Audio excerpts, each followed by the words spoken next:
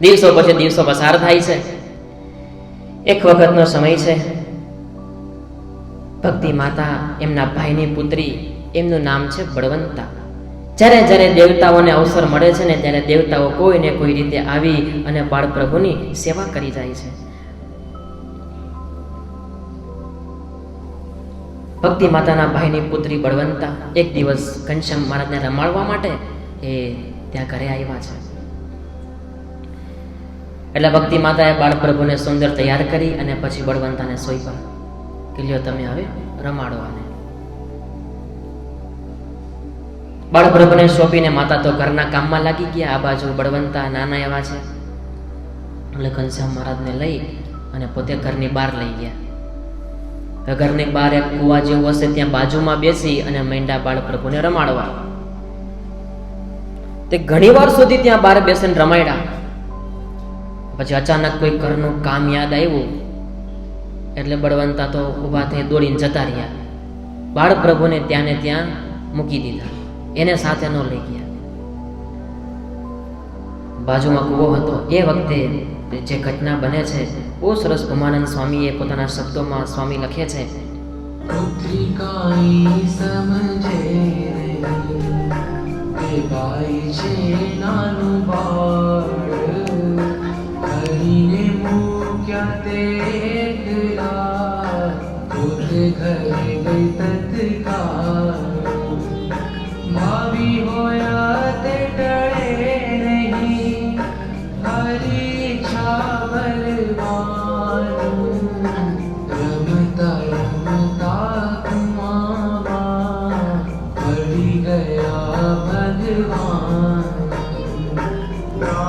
ખૂબ સુંદર ભૂમાનંદ સ્વામીએ શબ્દો લખ્યા છે કે ભાવે હોય તે ટળે નહીં હરી ઈચ્છા બળવાન.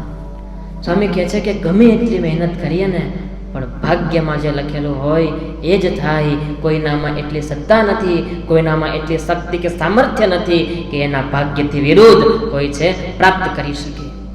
ભાગ્ય પ્રમાણે જીવન ચાલે છે.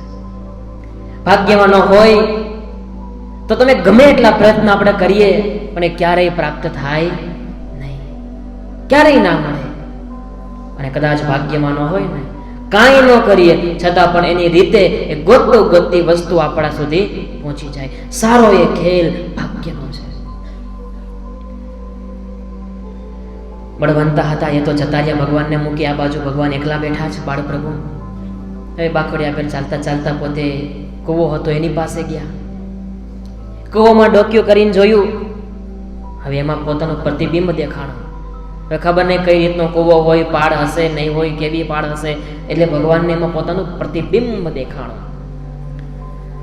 પોતાનું પ્રતિબિંબ જોઈ અને ઘનશ્યામ મહારાજે એ પ્રતિબિંબનો સ્પર્શ કરવા માટે હાથ લાંબો કર્યો. કેવું એ પ્રતિબિંબ છે એને અડું. અને જ્યાં હાથ લાંબો કર્યો ને અને ત્યાં પ્રભુ છે ગલોટીઓ ખાઈ ગયા, કૂવામાં પડી ગયા.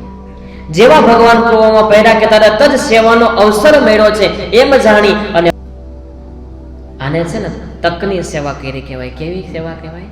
તકની. સામાન્ય સેવા તો ફળ દેનારી જ છે, પણ આ તકની સેવા છે ને એ બહુ વિશેષ ફળ દેનારી બને.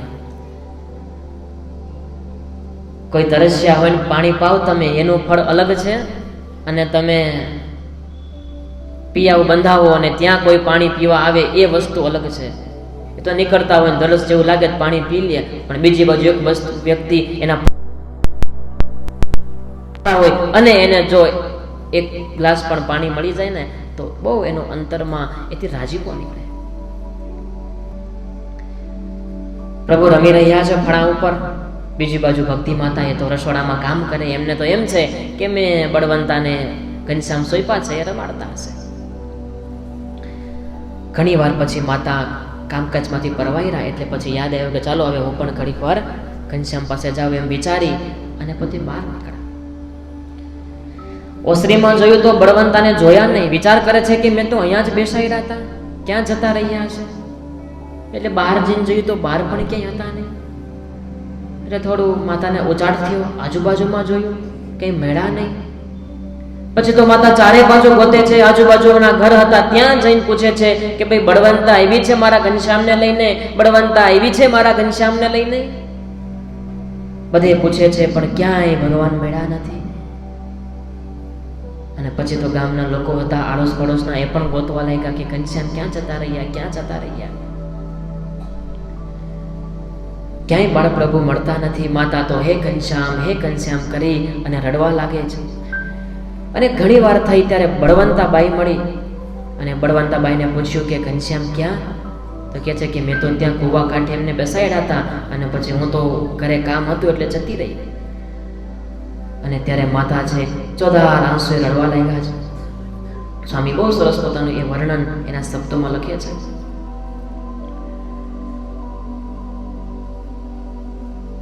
રસોડાનું કામ ત્યાગીને તે જુએ ચારે પાસ, નટવર ડીઠા નહીં ત્યારે મનમાં પડ્યો ત્રાસ.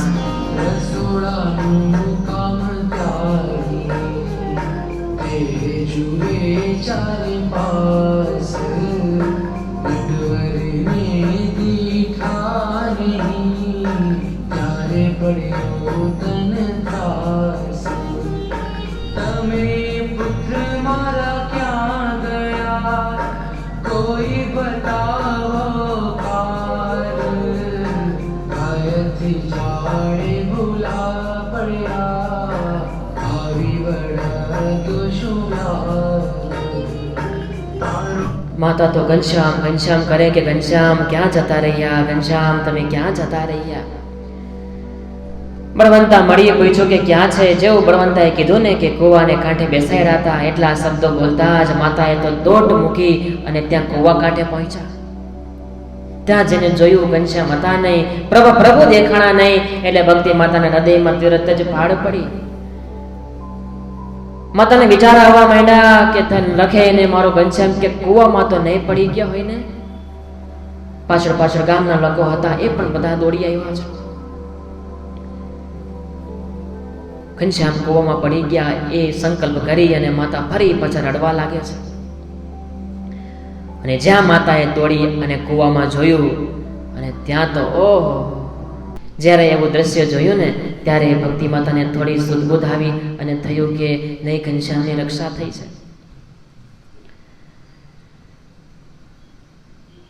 માતાના ચહેરા ઉપર થોડી ખુશી થઈ પણ થોડો ડર પણ લાગ્યો, મારો ઘનશ્યામ. અને પછી તો ગામના બધા લોકો ભેગા થઈ ગયા. આવું ક્યારે કોઈ દ્રશ્ય જોયેલું નહીં. સૌને આનંદ આશ્ચર્ય થયું. થોડી વાર થઈ ત્યાં જ બધું તેજ હતું એ ફરી પાછું સમાઈ ગયું અને ફળા બહાર આવ્યા છે, જેથી કરી અને કોઈ આવી અને ઘનશ્યામ મહારાજને લઈ જાય. પણ કોણ જાય? બધાને ડર લાગે. મોટો મહાકાય સર્પ કોણ પાસે જવાની હિંમત કરે? નાનો એવો સર્પ સોસાયટીમાં નીકળ્યો હોય તોય બધા અરે સર્પ તો શું, ઘરમાં ઉંદર આવ્યો હોય તોય આખું ઘર ઠેકડ થયું હોય. જ્યારે ઉંદર મૂંઝાય કે આમાં હવે મારે ક્યાં જવું, પલંગ ઉપર ચડે ને સોફા ઉપર, કોઈના હાથમાં સાવેણી ને કોઈના હાથમાં બીજું ને ત્રીજું. તા તો મોટો મહાકાય સર્પ, કોઈની હિંમત ન ચાલી, કોઈ ત્યાં ગયું નહીં.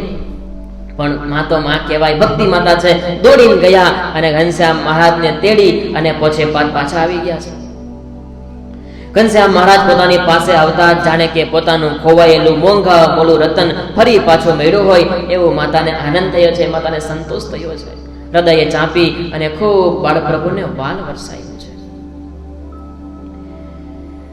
આવા જ્યારે દ્રશ્ય જોવે એટલે ભક્તિ માતાને એમ થાય કે મારો લાલો છે એ કોઈ સામાન્ય વ્યક્તિ નથી, એ તો પૂર્ણ પુરુષોત્તમ નારાયણ છે. વળી પાછો માયાનો પડદો એવો નાખે કે બધું જ ભૂલાઈ જાય.